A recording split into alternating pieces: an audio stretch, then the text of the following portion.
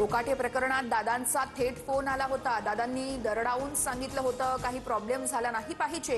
अजित पवार यांना श्रद्धांजली अर्पण करताना नाशिक पोलीस आयुक्त संदीप कर्णिक यांचं वक्तव्य चर्चेत।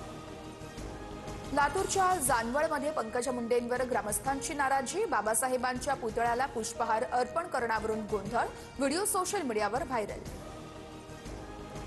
छत्रपती संभाजीनगरच्या 18 नवनिर्वाचित नगरसेवकांवर अपात्रतेची टांगती तलवार। 3 अपत्य, अतिक्रमण, खोटी कागदपत्र अशा स्वरूपाच्या तक्रारी दाखल। एमआयएमच्या नगरसेवकांविरोधात सर्वाधिक 16 तक्रारी।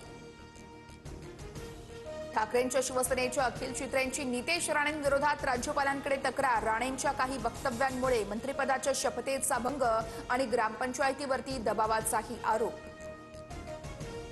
अर्थसंकल्पीय अधिवेशनाचा आज 6वा दिवस। आभार प्रस्तावावर चर्चा। तर संध्याकाळी 5 वाजता पंतप्रधान मोदींचं भाषण होणार।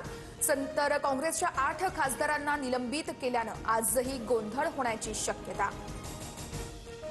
मुंबई-पुणे एक्सप्रेस वेवर 17 तासांपासून प्रचंड वाहतूक कोंडी। टँकर पलटी झाल्यानं महामार्गावरती भीषण परिस्थिती। गॅस गळती अजूनही थांबली नाही। वाहतूक पूर्णपणे बंद। मुंबईतील प्रदूषणावर हायकोर्टाची कडक भूमिका। निवृत्त न्यायमूर्तींच्या अध्यक्षतेखाली उच्चाधिकार समिती स्थापन। हवेचा दर्जा सुधारत नसल्याबद्दल हायकोर्टाकडून चिंता व्यक्त।